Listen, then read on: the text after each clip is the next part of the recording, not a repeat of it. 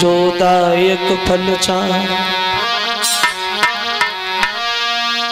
तो बुद्धिहीन तन जान के और सुमिरो पवन कुमार। बल बुद्धि विद्या देहु मोय सुहर उकले सुविकार। पवन तने संकट हरण और मंगल मूर्ति रूप। राम लखन सीता सहित हृदय बसो स्वरूप। तो जिनकी कृपा मात्र से और मिलता नहीं कलेश को। श्रद्धा सहित प्रणाम है उन पूज्य गुरु ब्रजेश को। तो मात हमारी सरस्वती और मैं हूँ चरणों का दास। सेवक अपनों जान के माँ करो हृदय में वास। तो संत हमारी आत्मा और हमें संत सरमोर। सबको सीताराम है सो अपने अपने ठोर। बोली गोविंद भगवान की।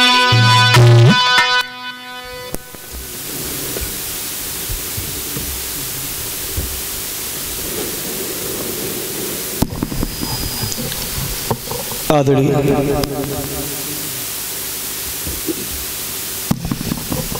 सभा में उपस्थित हमारे सभी श्रोता बंधु,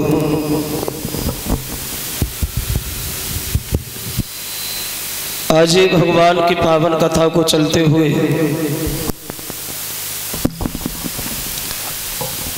जो ये 5वां दिन है, भगवान की पावन कथा श्रवण कराते हुए गंगा के किनारे हरे क्षेत्र में व्यास नंदन श्री सुखदेव जी समझा रहे। सुनिए महाराज परिषद। देखे थोड़ी देर प्रसंग जहाँ चल रहा था भगवान और भक्त के बारे। ऐसे ऐसे भगवान के भक्त हुए जिन्होंने भगवान के नाम पर चल कर के अपना नाम रोशन किया। हजारों मुसीबत उठाने के बाद भी भगवान के नाम को नहीं छोड़ा। सुखदेव समझा रहे, सुनो महाराज, धर्म के नाम पर चलकर के अपना नाम रोशन करने वाले भगवान के भक्त तो बहुत हुए, लेकिन त्रिशंकु के पुत्र महाराज हरिश्चंद्र जैसा आज तक हमारे देश में दानी नहीं हुआ। इन हरिश्चंद्र ने धर्म के पीछे अपना सब कुछ दांव पे लगा दिया, यहाँ तक कि अपने शरीर को भी बेच डाला, फिर भी धर्म को पीठ नहीं दिखाई। और ये आज से नहीं, ये तो हमेशा से ही होता चला आया। हमेशा से भगवान के भक्तों को ऊपर ही मुसीबत आई, हमेशा से भगवान के भक्त ही सताए गए, बहादुरों की तरफ कोई देखता ही नहीं। लेकिन जो भक्त मुसीबत को झेलना जानते, कांटों पर सोकर के फूलों का आनंद प्राप्त करना जानते, जीवन में तकलीफ तो बहुत आती है लेकिन अंत में विजय सत्य की हुआ करती है और भगवान की गोदी में बैठने के लिए स्थान भी प्राप्त होता है। सुखदेव ने समझाया, महाराज ये त्रिशंकु के पुत्र महाराज हुए हरिश्चंद्र, और ये त्रिशंकु जो थे ये त्रियारुण के पुत्र थे। तो त्रियारुण के नाती हुए हैं महाराज हरिश्चंद्र, जो बहुत बड़े कंजूस राजा थे। समाज में इनका कोई सम्मान नहीं करता था और बात बात पे झूठ बोलने वाले राजा थे। ऐसा कैसे हुआ? बोले ये हरिश्चंद्र राजा तो थे लेकिन ये परेशान बहुत थे, ये दुखी बहुत थे। जब हरिश्चंद्र के घर में पुत्र पैदा नहीं हुआ तो पत्नी ने एक बात कही है, महाराज हम ये नहीं चाहते कि हमारे लड़का हो जाए पूरी जिंदगी भर मेरे पास ही बना रहे। हम तो ये चाहते हैं कि लड़का घर में पैदा हो जाता, जन्म लेने के तुरंत बाद मर जाता, हमें इस बात से कोई लेना देना नहीं। ये बांझपन का कलंक तो मिट ही जाता। तो हरिश्चंद्र ने अपनी पत्नी को तो समझाया, लेकिन अकेले में बैठ करके महाराज खूब रोए। और जहां हरिश्चंद्र बैठे बैठे रो रहे हैं, अक्षमात्मा वरुण देवता का आना हो गया और बोले प्रभु अरे तुम तो राजा, और जब राजा ही रो रहा है तो भला प्रजा के लोगों के आंसू कैसे पहुंचेगा, काय को रोए हरिश्चंद्र। तो हरिश्चंद्र ने समझा दिया, महाराज मेरी पत्नी घर पे रो रही इसलिए हमारे आंसू निकले आए। पत्नी काय को रो रही? तो बोले हमारी पत्नी की एक इच्छा है कि घर में एक पुत्र पैदा हो जाता, लड़का पैदा हो जाता, जन्म लेने के तुरंत बाद मर जाता, हमें इस बात से कोई लेना देना नहीं, लेकिन लड़का पैदा हो जाए। तो वरुण ने हरिश्चंद्र की यही बात पकड़ ली, बोले सुनो महाराज, अगर ऐसी बात है तो तुम्हारे घर में लड़का तो हो जाएगा, उस बच्चे को देख के तुम खूब खुशियां मना लेना और बाद में उसी बच्चे को तुम हमारे यज्ञ में चढ़ा देना, तुम्हारी इच्छा भी पूरी हो जाएगी और हमारा यज्ञ भी पूरा हो जाएगा। कहो मंजूर है? बिना सोचे समझे हरिश्चंद्र ने हामी भर दी, बोली महाराज लड़का पैदा हो जाए हम तुम्हारे यज्ञ में चला देगा, हमें कोई मतलब नहीं। लौटे आए। अब समय व्यतीत होने लगा, वरुण की कृपा से महाराज हरिश्चंद्र के घर में एक पुत्र पैदा हुआ, और जब लड़का पैदा हुआ तो बच्चे की खुशी में आंगन में बधाई बजने लगी। लेकिन हरिश्चंद्र वो वाली बात भूल गए जो वरुण से वायदा करे आए थे कि लड़का हो जाए हम तुम्हारे यज्ञ में चढ़ा देंगे। अब बच्चे की खुशी में बधाई बजना शुरू हो गई, तो इधर उसी बधाई में वरुण का आना हो गया और हरिश्चंद्र का हाथ पकड़ के दूर ले गए, बोले महाराज इधर आ, देखो तुम्हारी इच्छा तो पूरी हो गई, लड़का हो गया, अब हमारी इच्छा में क्या दे रहे, यज्ञ कर दो। तो हरिश्चंद्र ने दोनों हाथ जोड़े एक बात कही, महाराज हम यज्ञ करने के लिए मना नहीं कर रहे, लेकिन अभी बच्चा पैदा हुआ है, अगर हमने आपके यज्ञ में इस बच्चे को चढ़ा दिया तो इसकी मां रो रो के मर जाएगी प्रभु, इसलिए अभी नहीं, आप 15 दिन तक रुको तब हम आपका यज्ञ करेंगे। चले गए। 15 दिन बीत गए, वरुण फिर गए, बोले क्यों, अभी यज्ञ कर दो, 15 दिन हो गए। तो फिर बात बदल गई, बोले महाराज अभी बच्चा यज्ञ में चढ़ाने के लायक नहीं हुआ, कब हो जाएगा? बोले जब बच्चे के दांत निकले तब आना, तब हम तुम्हारे यज्ञ करेंगे। अब वरुण फिर वापस चले गए। अब हरिश्चंद्र का प्यार जो था उस बच्चे से बढ़ता ही चला गया, दांत निकले आए, वरुण फिर गए, बोले क्यों, क्या तुम हमारी बात भूल गए? तुमने कहा था कि बच्चे के दांत निकले, दांत भी निकले, यज्ञ कर दो। बोले महाराज हम नहीं, आप भूल गए। हम क्या भूल गए? बोले हमने जेब वाले दांत थोड़ी बताए थे, जेब वाले उखड़ने के बाद दोबारा निकलेंगे तब आना, थोड़ी जल्दी आ गया। और कोई ना कोई बहाना बना देते महाराज। तो ये बात सुन ली उस तारा जो आंगन में बैठी है, वरुण की बात जब तारा ने सुनी है तो तारा रोने लगी और रोहितास को अपने गोद लिया कि बात कहिए लाला, तुम अगर घर पे रहते हो तो तुम्हारे पिता वरुण के यज्ञ में चढ़ा देंगे, और दुनिया भर में ऐसी कोई भी मां नहीं होगी जो अपने बच्चे को आग में जलता हुआ देखे। तुम घर से जंगल में भाग जाओ और कभी लौट के ना आना, हम यही सोच लेंगे हमारे कुछ हुआ ही नहीं। अब तारा ने डर की वजह से बच्चे को घर से वन में भगा दिया, और इसी बात के बदले में हरिश्चंद्र में और वरुण में घर पे युद्ध छिड़ गया। अब ये हरिश्चंद्र वरुण से हारे गए, घर पे बीमार पड़े। अब हरिश्चंद्र घर पे बीमार है, रोहितास वन में है, रो रहा है, इधर उधर भटक रहा है। एक वृक्ष की छाया में बैठ गया रोहितास, मन में सोचने लगा परमात्मा वैसे तो मैं राजा का लड़का हूं, लेकिन कैसी हमारी किस्मत जो आज पानी भी नसीब नहीं है। जहाँ रोहितास बैठा बैठा रो रहा है, अक्षमात्मा विश्वामित्र के बहनोई अजीगृत ब्राह्मण पहुंच गए। बोले काय को रो रहे हो बेटा, पूरी कहानी बताइए कि वरुण हमें मार देना चाहते हैं। महाराज एक काम करो, आपके घर में आपके 3 लड़का हैं, और उन 3 लड़कों में से एक लड़का को बेच लो, और एक के बदले में हम तुम्हें 100 गाय दे देंगे, और अपने बदले में तुम्हारे बच्चे को वरुण के यज्ञ में चढ़ा देंगे। जब महात्मा जी ने ये सुना कि एक के बदले में 100 गाय मिल रही है तो महात्मा लोभ में फंस गए। सोचने लगे चलो 3 है, एक बेच लेते हैं तो फिर भी मने नहीं, कौन सी वाह भाई। बोले सुनो रोहितास, हम सबसे बड़ा लड़का तुम्हें नहीं दे पाएंगे, वो हमें बहुत प्यारा है। और फिर इनकी माँ से पूछो तो माँ ने ये कह दिया कि हम सबसे छोटा नहीं दे पाएंगे, वो हमें ज्यादा प्यारा है। तो जो बीच वाला लड़का था जिसका नाम था सुनाशेष, दोनों हाथ जोड़ के कहने लगा भैया ना हम बाप को प्यारे हैं और ना माँ को प्यारे हैं। इससे बढ़िया ये है कि हम वरुण के यज्ञ में चले, वो ही अच्छा है, तुम हमें ले चलो। 100 गाय दे दी, सोना से खरीद लिया, चल दिया रोहितास। और देखो पिता ने कह दिया बड़ा नहीं दे पाए और माँ ने कह दिया छोटा नहीं दे पाए। वैसे तो माता पिता के लिए संतान बराबर होती है, चाहे एक हो चाहे 10 हो, लेकिन एक बात ध्यान रखना, या तो माता पिता का प्यार सबसे बड़े लड़का से हो या सबसे छोटे लड़का से हो।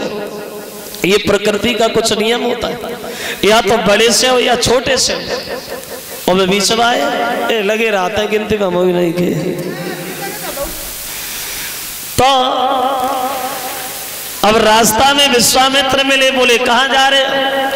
पूरी कहानी बताइए कि हम वरुण के यज्ञ में चढ़ने जा रहे हैं। तो बोले भला गलत किया हमारे बहन होई ने, चलो हम भी चलते हैं। वरुण का यज्ञ हुआ, बच्चा चढ़ाने का नंबर आया तो विश्वामित्र ने वरुण की बार बार वंदना करने के बाद अपने भांजे को उनसे मांग लिया। सुनासेस को भी बचा लिया और रोहितास को भी बचा लिया, और वरुण का जो यज्ञ था वो ऐसे ही कर दिया गया।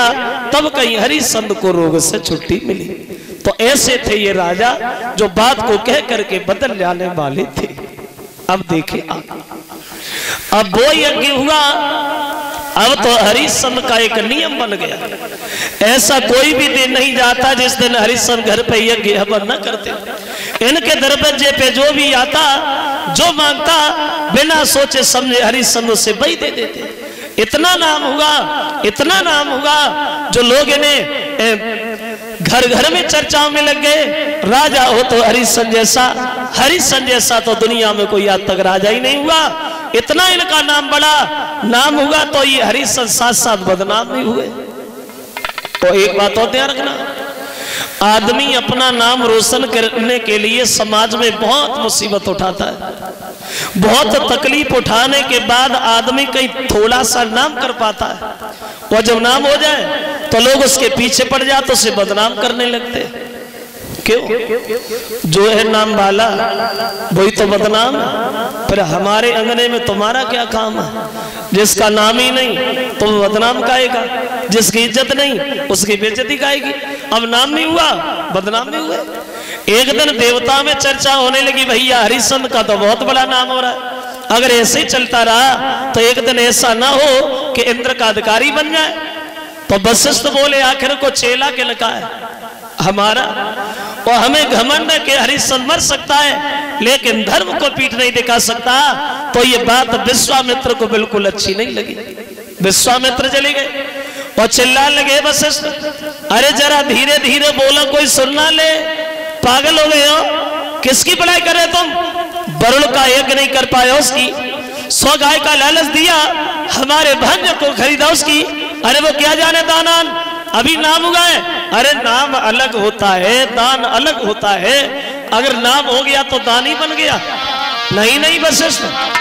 और विश्वामित्र कहने लगे हैं वशिष्ठ से, ए महाराज कि सत होता है, व्रत होता है, अपर सीमा सबकी रहती है।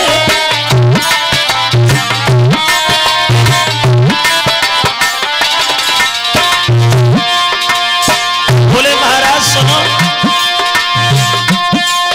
सत होता है, व्रत होता है, पर सीमा सबकी रहती है।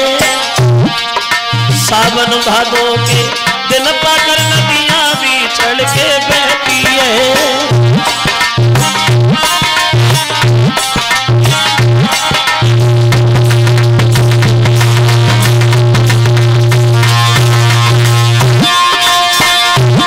बोले विश्वामित्र वशिष्ठ सुनो, सावन भादों के दिनों में नदियों में उफान आता है तो नदियां समुद्र थोड़ी बन जाती।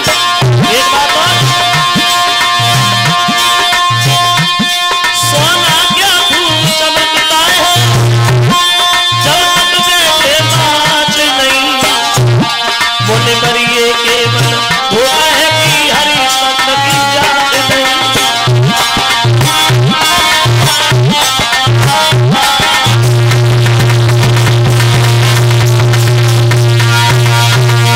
उत्तर दिया है वशिष्ठ, सोना तब तक नहीं चमकता है जब तक उसे आंच में न डाला जाए। अभी तो बिना मतलब की बातें हो रही। हरिश्चंद्र की परीक्षा नहीं भाई। अगर आप कहो तो हम हरिश्चंद्र की जांच करने बोले चले जाओ, हमें घमंड है। हरिश्चंद्र मर सकता है लेकिन धर्म को पीठ नहीं दिखा सकता। तो विश्वामित्र बोले वशिष्ठ, अगर एक झटका में मेरे धर्म से न डिगा दिया तो मैं भी गाधे का पुत्र नहीं का, चले जाओ।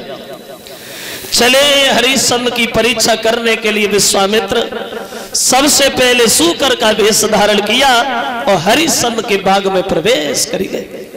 बाग उजाड़ना शुरू कर दिया, माली लोगों को घायल कर दिया।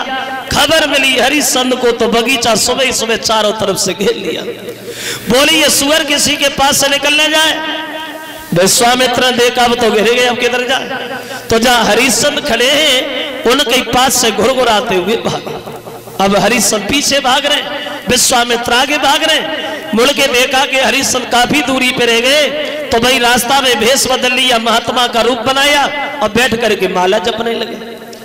तो हरिश्चंद्र पास में गए, बोले महाराज आप इधर कब से बैठे हो, इधर से कोई स्वर गया है क्या?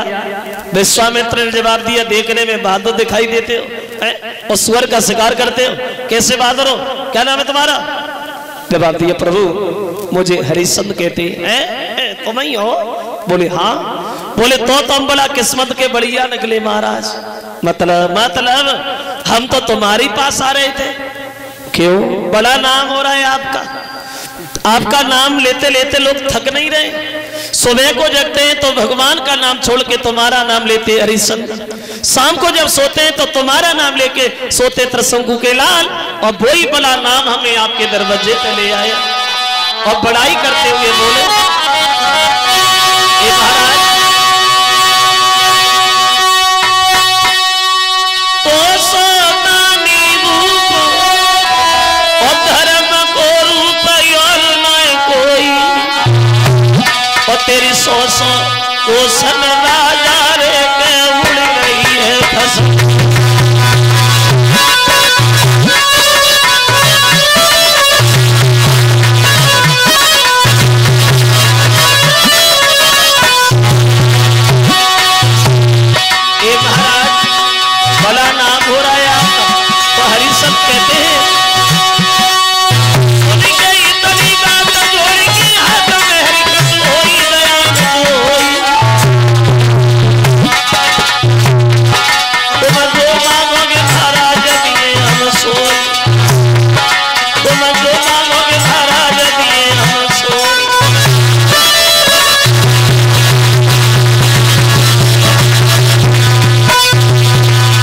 हरिश्चंद्र दोनों हाथ जोड़ के कहने लगे, महाराज आप हमारी जितनी प्रशंसा कर रहे हैं हम उसके लायक तो नहीं, लेकिन हाँ इतना जरूर है जो भी हमारे यहाँ आता है जो मांगता है वो तो दे देता हूँ। आपकी क्या इच्छा है? आप क्या मांगना चाहते हो?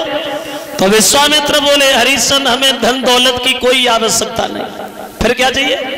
बोले धन नहीं चाहिए, मकान दुकान कुछ नहीं चाहिए। साधु भूखो भाव को धन को भूखो ना है, और जो धन को भूखो फिर सो साधु है ना है। ए महाराज हमें अपने लिए कुछ ना दो, फिर किसके लिए दे दो? बोले मेरे घर में कुंवारी कन्या घूम रही है जवान, शादी के लायक, और इतना पैसा नहीं है जो मैं अपनी बेटी की शादी कहीं बढ़िया घर बाहर बनता है। अब तो सिर चलता नहीं है, हमारे बड़े बूढ़े लोग बैठे इन्होंने देखा होगा, वो एक शेर लगभग 800-900 ग्राम का होता है। और विश्वामित्र 60 भार सोना मांग बैठे। बोले कोई बात नहीं महाराज चलो दूंगा। अब हरिश्चंद्र गद्दी पे बैठ गए, विश्वामित्र नीचे दरबार में खड़े। तो विश्वामित्र ने हरिश्चंद्र से कहा, हे त्रिशंकु के लाल हमें दक्षिणा दो, देर हो रही है, हम अपने घर पे जाएं। अब हरिश्चंद्र ने नौकर को इशारा कर दिया, जाओ महाराज को 60 भार सोना ला करके दे दो, और इतनी दौलत और दे दो जो ये अपनी बेटी की शादी की बढ़िया घर में कर ले। अब पूरी बात नहीं बोल पाए तब तक विश्वामित्र बोलना शुरू, पागल है, बुद्धि खराब है, कोई भूल लंबी भूल। अरे जब कुंजी लगा तूने हमें दान में दे दी तो ये सारा राज दौलत से भरा हुआ भंडार और ये नगर अब तो ये मेरा है, और इसमें तेरा क्या है? अब हमें वो दो जो तुम्हारे राज से बाहर है। क्या समझे हरिश्चंद्र? और बोले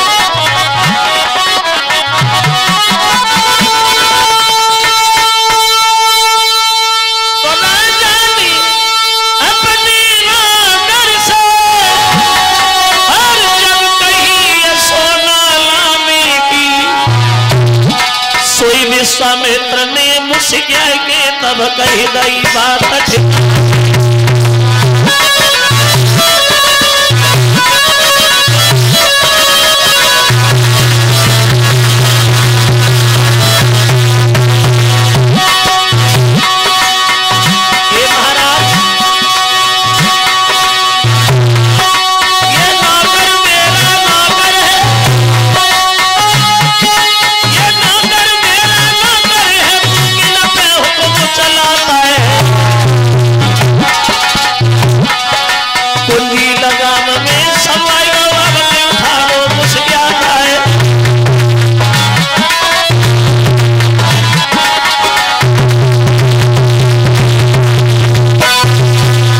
उत्तर दिया महाराज ये नौकर मेरा,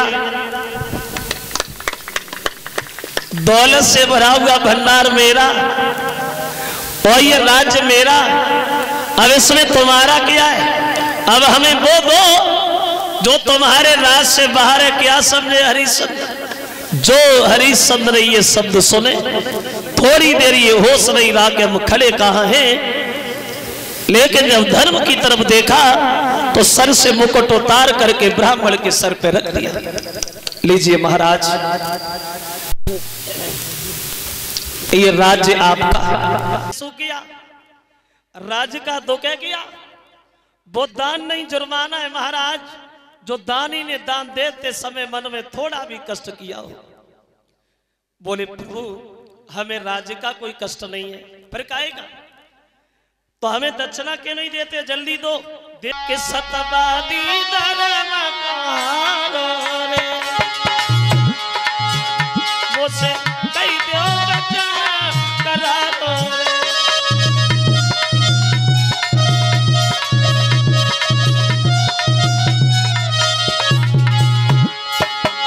हम छोड़ेंगे द्वार तुम्हारो रे, तेरे तरस करेंगे किनारो।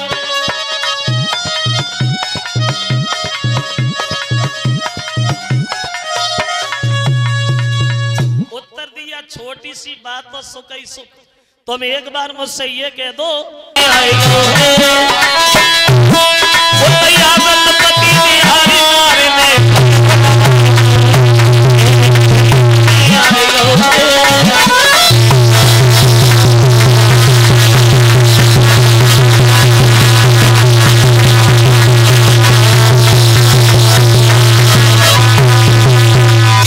चले महाराज हरिश्चंद्र अपना सब कुछ त्यागने के बाद अपने पत्नी के करीब।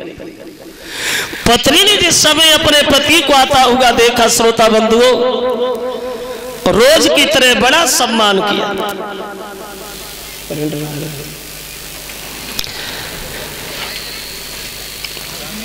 बैठा लिया, लेकिन जब चेहरा की तरफ देखा तो वो पत्नी अपने पति से सवाल करने लगी, महाराज क्या हुआ? पहले जब आप दरबार से आते थे घर पे तो बड़े हंसते हुए आते थे, बात बात पे मुस्कुराना, बात बात पे हंसना आपकी आदत। लेकिन आज इतने परेशान काय को दिखाई दे रहे, इतने दुखी क्यों हो? क्या कारण बन गया प्रभु? तो हरिश्चंद्र अपनी पत्नी से अपने मन की बात कहते हैं, तारा सुनो, इंसान की सबसे बड़ी भूल, सबसे बड़ी हार तब होती है जब प्राणी अपनी बात में फंस जाता है।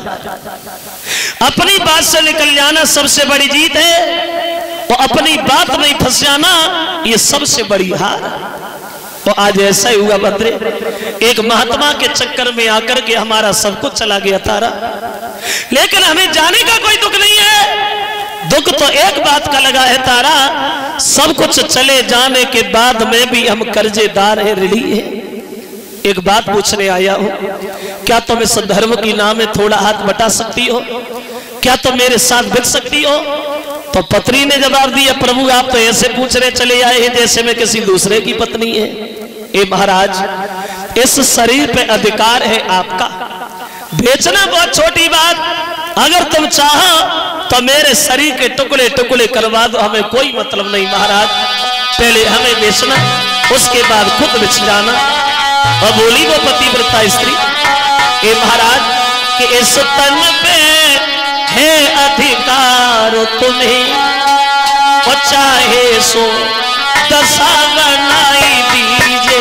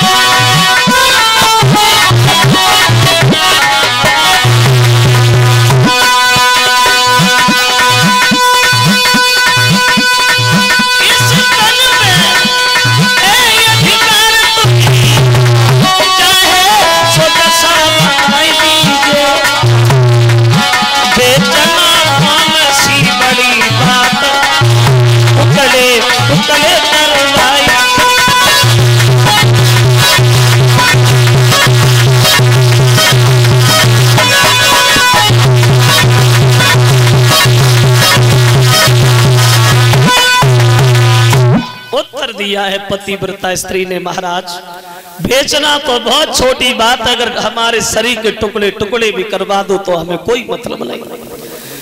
रोहितास आ गए, बोले पिताजी हमें भी लिए चलो, हम भी चले। तो हरिश्चंद्र ने जवाब दिया है, रानी तारा इन वस्त्र आभूषणों पे हमारा तुम्हारा कोई अधिकार नहीं। कोई फटी पुरानी साड़ी रखी वो पहन लो तारा। चले ही तीनों प्राणी जिस समय काशी में बिकने के लिए, श्रोता बंधुओं क्या वेशभूषा है तीनों प्राणियों की, क्या दशा है तीनों प्राणियों की, तो एक कवि कल्पना करता है। देखो जिस रानी ने कभी घर से निकल करके देहरी नहीं देखी थी, और काशी में बिकने के लिए चली, क्या वेशभूषा है। तो बोले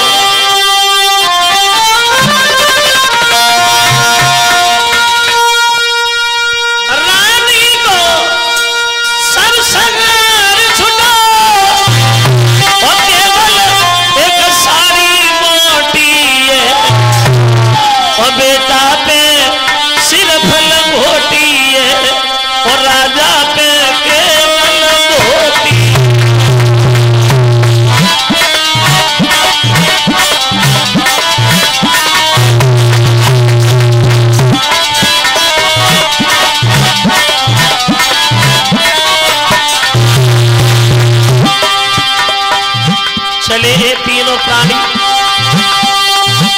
रानी को सब संगार छुटा, सारी बेटा पे सिर लगोटी है, राजा पे केवल धोती है।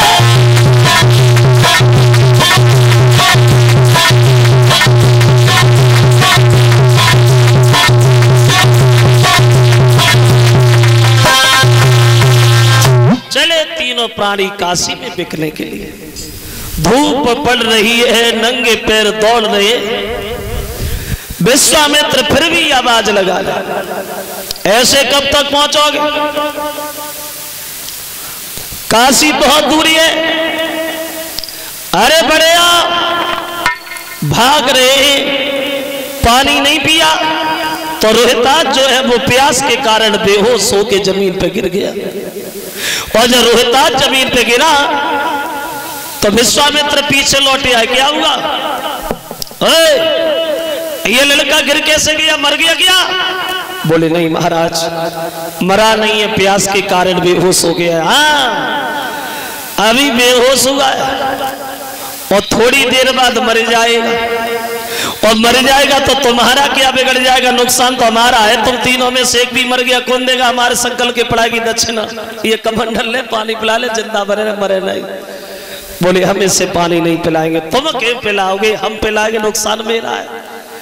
देख लिया रोहितास, तेरा बाप कितने पत्थर दिल का है, तेरा नहीं हुआ तो दुनिया में किसका होगा? लेकिन तुम्हारा तरस मुझसे नहीं देखा जाता बेटा, ये कमंडल ले लो, पानी पी लो, जिंदा बने रहो, मरो नहीं। रोहितास कहने लगे बाबा जी कुछ नहीं करेंगे, मर जाओगे, पानी पी लो। बोले बाबा जी हम पानी नहीं पिएंगे। क्यों नहीं पियोगे? तो कहने लगे महाराज बात ये है ना, तो रोहित ने जवाब दो, कहे ब्राह्मण आप तो ज्ञानी,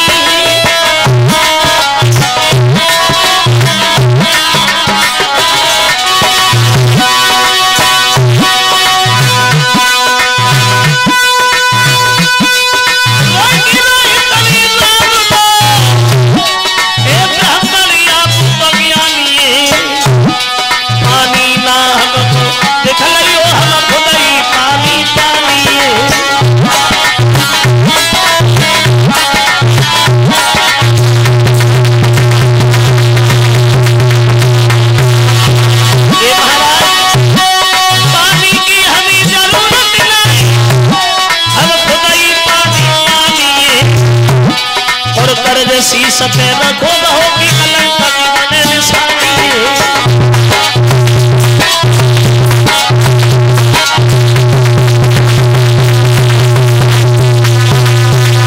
उत्तर दिया है महाराज हम पानी तब तक नहीं पिएंगे जब तक तुम्हारे कर्जा को पूरा नहीं कर लेते। क्योंकि बोला समाज में कभी सर उठा के नहीं चल पाते जिनके सर पे कर्जा होता। उठे फिर भागने लगे, भागते गए पहुंच गए काशी के बाजार में, गलियों में विश्वामित्र आवाज देने लगे, सुनो गांव के लोगों, आज आपके काशी के बाजार 3 प्राणी बिकने को आए। उम्र में अंतर है, कीमत में कोई अंतर नहीं। एक लेना चाहते हो 20 लाख सोना, 2 लेना चाहते हो 40 लाख सोना। जिस किसी सज्जन को लेना हो वो हमारे हाथ चलाए। अब विश्वामित्र तीनों को खड़ा करके आवाज दे रहे और बोले कि 3 प्राणी खड़े आज बिकते यहाँ, और वाले न आए तो क्या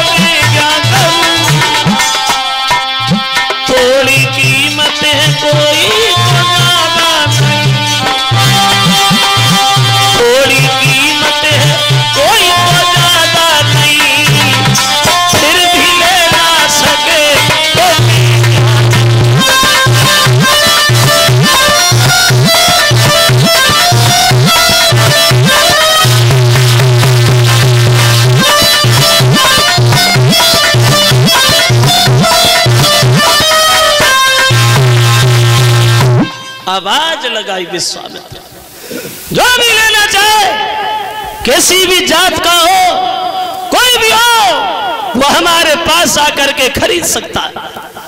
जो ये गांव में आवाज गई, चारों तरफ से लोग भाग खड़े हुए देखने के लिए। ऐसी कौन सी मुसीबत है जो 3 प्राणी बिकने आए? अब श्रोताओं, देखने वालों की भीड़ तो बहुत इकट्ठी हो गई, लेकिन खरीदने वाला कोई नहीं है। हरिशन सबके चेहरा की तरफ निहार रहे, कोई तो कुछ बोले, लेकिन कोई नहीं बोला। जैसे जैसे दिन ढलता जा रहा है, वैसे वैसे हरिशन का चेहरा उतरता जा रहा है।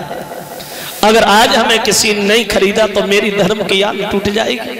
शाम हो गई, लेकिन कोई नहीं बोला। जब शाम हो गई तो एक भीड़ से निकलता हुआ मेहतर आगे बढ़ गया। कौन बेच रहा है? विश्वामित्र बोले हम क्या चाहिए? बोले इस लड़की को, इस बच्चे को तो हम नहीं खरीद पाए, लेकिन इस नौजवान को तो जरूर खरीद लेंगे।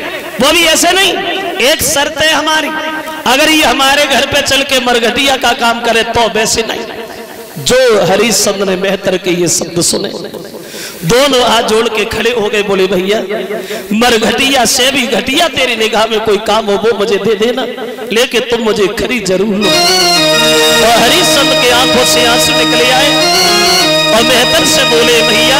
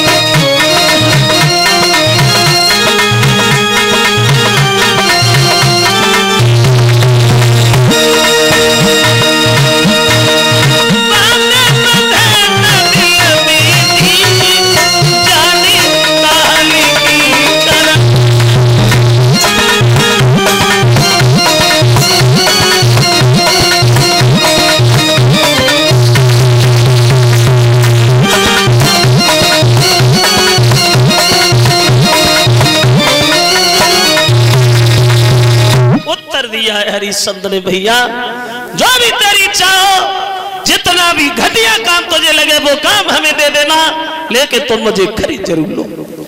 मेहतर कहने लगा, रो नहीं, खरीद लूंगा, रो नहीं। ये बात चल ही रही है भक्तों, तब तक एक ब्राह्मण आगे बढ़ गया।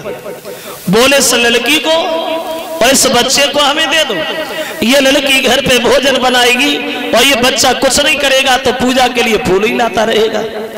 देखिए, वैसे तो हरिश्चंद्र, तारा, पुत्र, रोहितास तीनों प्राणी पास ही पास खड़े थे। 20 भार सोना जब मेहतर के घर से आया, 40वां सोना ब्राह्मण के घर से आया, कीमत जब पूरी चुका दी गई तो हरिश्चंद्र उठे और मेहतर के पास जाके खड़े हो गए। रानी तारा, रोहितास ब्राह्मण के पास जाके खड़े हो गए। कलेजा फट गया। हरिश्चंद्र कुछ नहीं बोल पाए, सिर्फ एक ही बात मुंह से निकली, मेरे घर की गृहिणी तेरी जय हो। दुनिया भर में हर आदमी हर काम कर लेता है तारा, लेकिन अपनी पत्नी को कभी नहीं बेचता। ये हम ही पहले इंसान जो हमने अपने मतलब के लिए तुम्हें बेच दिया तारा। तुम जा रहना, बस सुखी रहना, कभी भूल के ये ध्यान न करना कि तुम्हारी शादी भी किसी के साथ हुई थी। और हरिश्चंद्र रोने लगे और बोले,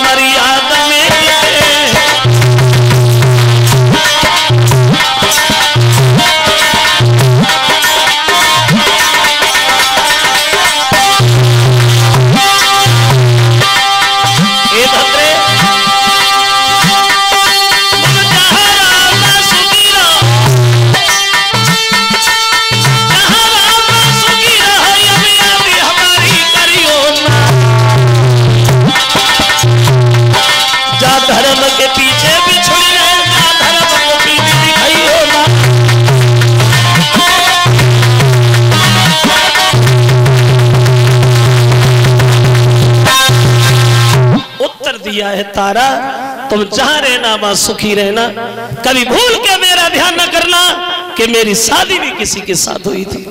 जो हरिश्चंद्र के शब्द सुने तो तारा रोने लगी। ब्राह्मण विश्वामित्र से जाके दोनों हाथ जोड़ के बोली, महाराज इतना अन्याय हम लोगों के ऊपर न करो, अगर आपको भेजना ही है तो एक ही जगह भेज दो, मैं बिना पति के दर्शन के जिंदा नहीं रह पाऊंगी महाराज। तो विश्वामित्र बोले, किसने कहा जिंदा रहो, मरे जाओ, दक्षिणा मिल गई है, जिंदा रहो चकुआ में करो, हमें क्या करना। उठे और चले गए, हरिश्चंद्र मेहतर के साथ चले, रानी तारा रोहितास ब्राह्मण के साथ चले। क्या गुजरती होगी पत्र पत्नी को जब जबरदस्ती जुदा किया गया होगा। मुड़ मुड़ के एक दूसरे को देखते जा रहे तीनों प्राणी। हरिश्चंद्र जब थोड़ी दूर निकले गए तो तारा से नहीं रोका गया। तारा दौड़ी, बोली महाराज थोड़ी देर और खड़े हो जाइए, थोड़ी देर और खड़े हो जाइए। और बोली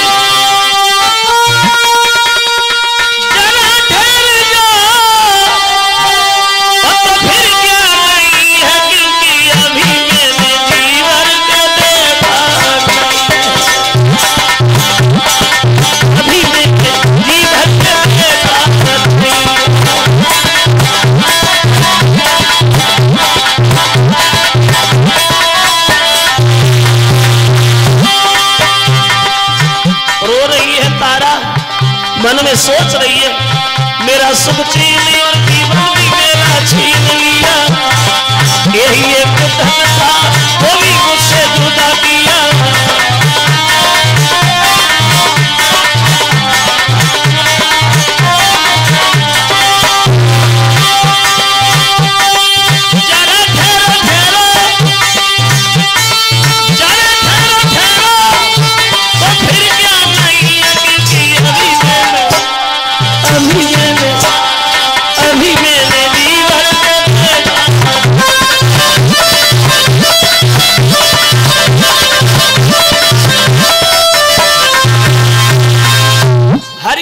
पत्नी को समझाने लगे, तारा सुनो, मोह जाल में फंसना अब हमारा तुम्हारा अज्ञान पल है, तारा चली जाओ।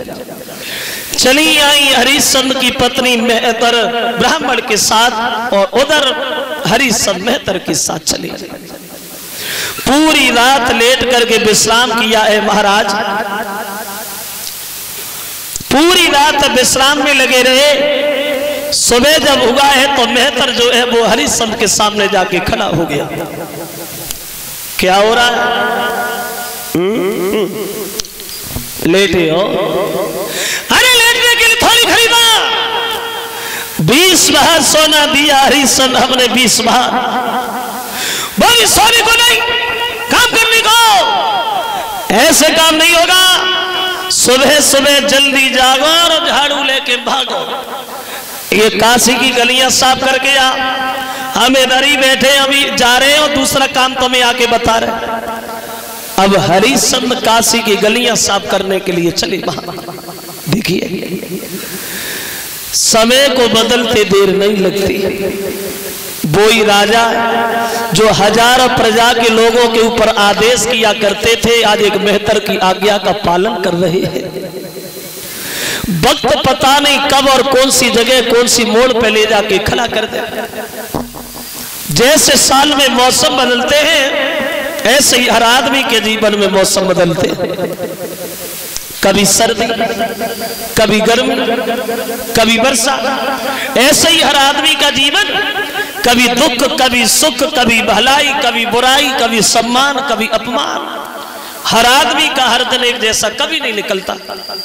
देखा होगा आप लोगों ने, जो हमारे बड़े बड़े लोग बैठे, इन्होंने देखा होगा अपने जीवन में, जिन लोगों के घरों में सुबह का भोजन करने के बाद शाम का इंतजाम नहीं हुआ करता था, आज लोगों के घरों में देखो तो दौलत से भंडार भरे हुए हैं।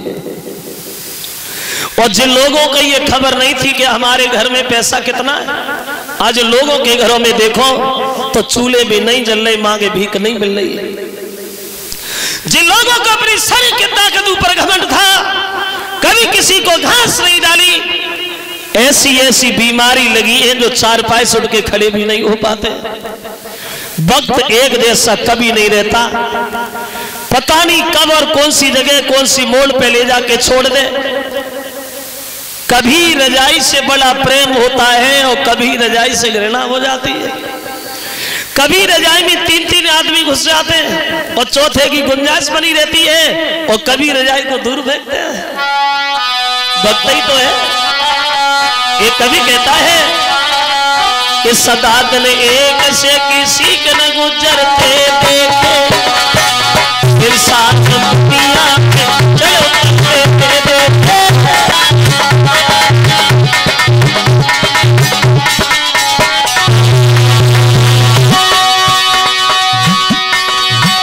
वक्त देखो, समय देखो।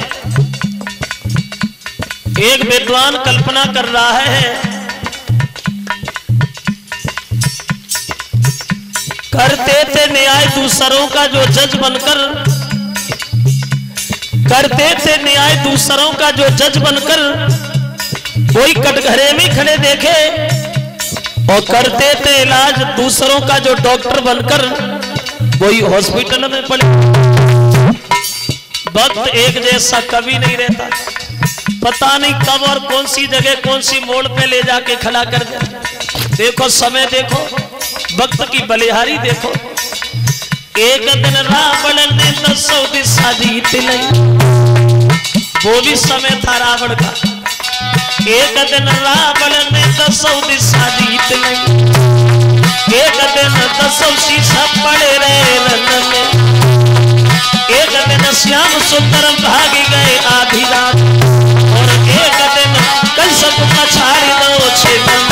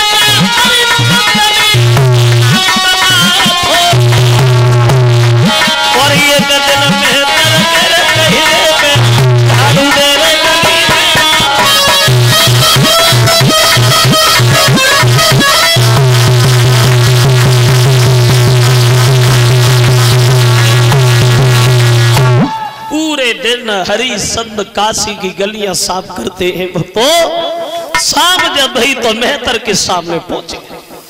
जो मेहतर ने देखा, आ गए। ऐसे ही काम करना सीखो हरिश्चंद्र, ऐसे आदत डालो और आदत डालनी पड़ेगी। ये भोजन रखा है और भोजन करके आराम नहीं करोगे। हम अभी गए और अभी आ रहे, तुम्हें दूसरा काम भी बता रहे, ठीक है ना। अब भगवान का भोग भी नहीं लगा पाई हरिश्चंद्र।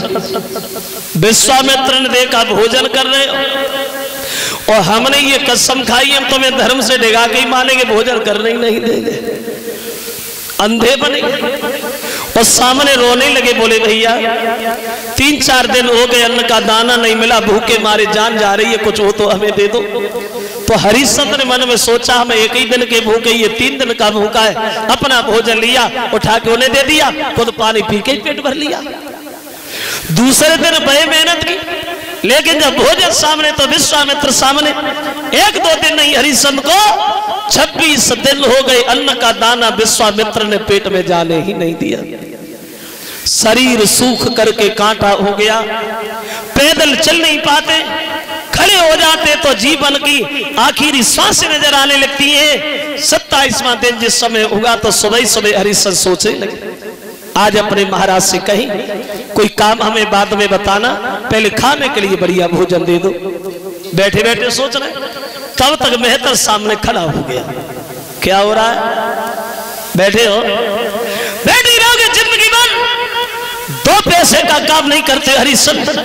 जब देखो तो भोजन, जब देखो तो भोजन, भोजन करने के लिए भगवान ने बुद्धि नहीं दी तुम्हें। अब हरिश्चंद्र अपनी बात कहना तो भूली गए।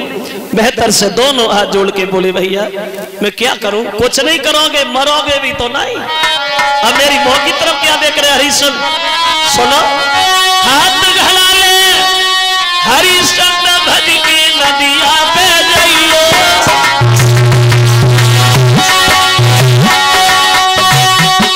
और पानी भर की जल्दी लाइयो, लाई तेरा लगाइयो। नदी पे जा और पानी भर के ला, ये नहीं करना।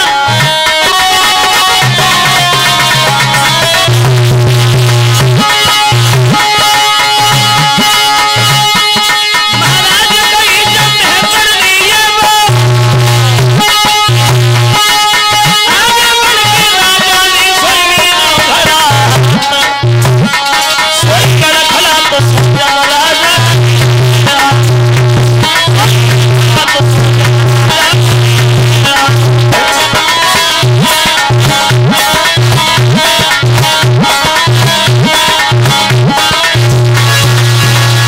हरिश्चंद्र से मेहतर ने सारा कर दिया, पानी भर के जल्दी लाओ।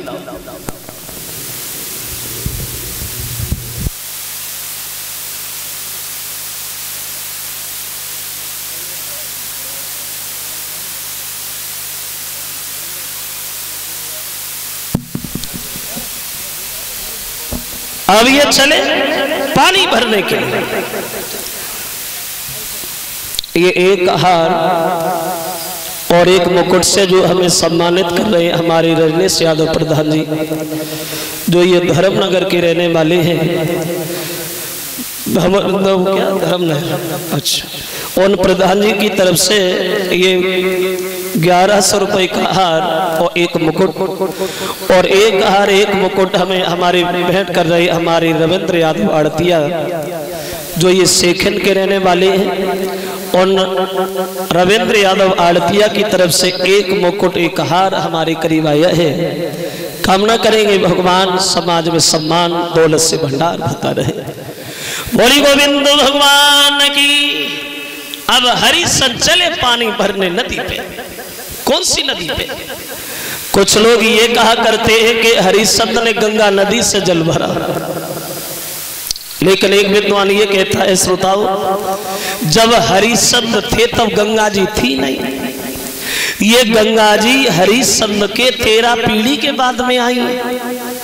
ये भागीरथ हरिश्चंद्र के 13 पीढ़ी के बाद में आए थे। तब एक बारुणी नाम की नदी थी, जिस नदी को कवियों ने गंगा की उपमा दे दी। उस नदी से इन्होंने जल भरा। अब घड़ा तो भर लिया, लेकिन शरीर में इतनी शक्ति नहीं थी जो उसे उठा के सर पे भी रख लेते।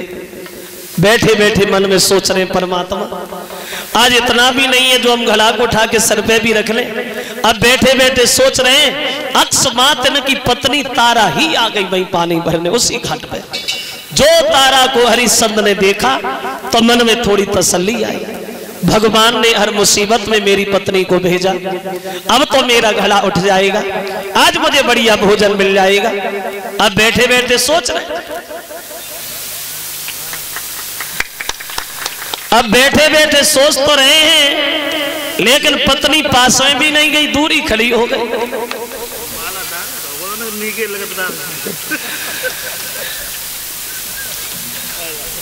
और दूरी खड़े होके पूछे लगे,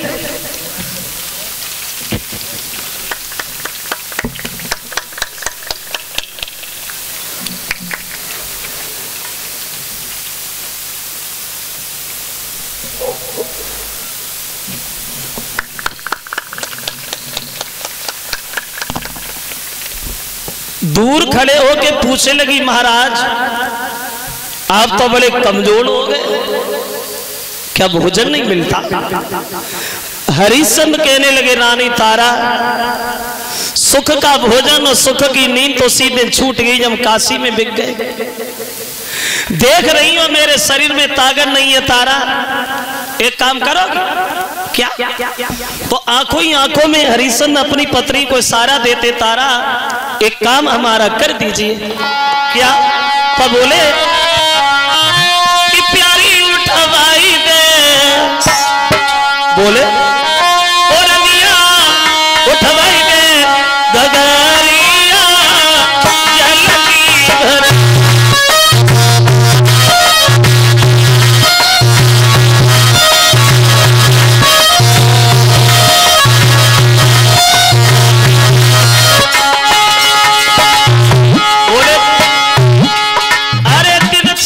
हुई गए मेरी प्यारी, मिलो न कल से पानी।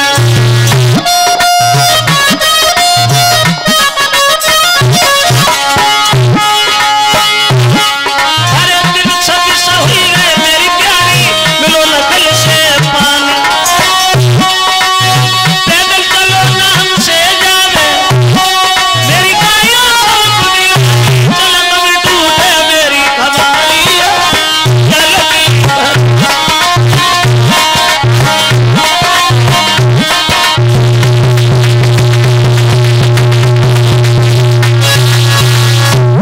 दिया है हरिश्चंद्र ने। तारा थोड़ा सा सहारा लगा दो, जो तुम्हारा एहसान हो जाएगा, हमारा काम हो जाएगा, घड़ा उठवा दो तारा। तारा ने सुना तो तारा पीछे हट गई, बोली महाराज उठवा दो। अरे पागल हो गए प्रभु, अरे घड़ा उठवाना तो बहुत दूर, हम तो आपके घड़ा को छुएंगे भी नहीं। मतलब तुम्हारे हाथ में मेहतर का घड़ा है और हमारे हाथ में ब्राह्मण का घड़ा है। अगर हमने आपका घड़ा छुआ तो ये मेरा धर्म नष्ट होगा, ये काम मुझसे नहीं होगा क्या? हाँ। हरिश्चंद्र कहने लगी रानी तारा, क्या तुम मेरी पत्नी नहीं हो? बोले वो तो ठीक है, लेकिन मैं घड़ा नहीं उठवाऊंगी महाराज। एक उपाय हम तुम्हें बता रहे हैं, अगर उस उपाय पे अगर तुम चल जाओ तो ताकत ज्यादा नहीं लगेगी, गला उठाना चले जाना। मतलब पूरी बात सुन लो। मतलब अब पत्नी अपने पति से बोली महाराज एक काम करिए। क्या? तो बोली कि तुम्हें देवी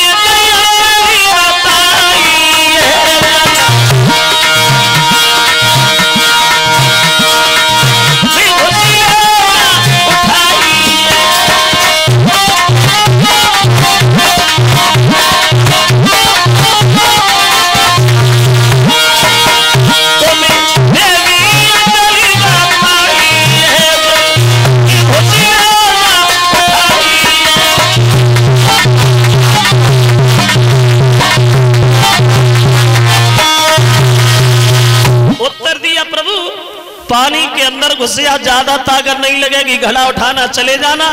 अपना घड़ा उठाया और चुपचाप निकली गई। हरिश्चंद्र बैठे गए सोचने लगे, बारे परमात्मा, क्या ये हमारी बहे पत्नी थी जो एक दिन हमारे कहने से बिक गई, वो आज इसने घड़ा भी नहीं उठवाया। फिर हरिश्चंद्र ने मन में सोचा, तब इसका मतलब था कोई मतलब तो है नहीं, अब भाई अलग अलग हो गए, अब क्या लेना देना, इसलिए घड़ा भी नहीं उठवाया। और देखो जगत में मतलब को व्यवहार, बिना मतलब का कोई, जब तक हमारा तुमसे मतलब है तब तक पीछे पीछे घूमेंगे, और जब मतलब निकल जाए तुम अपने घरे हम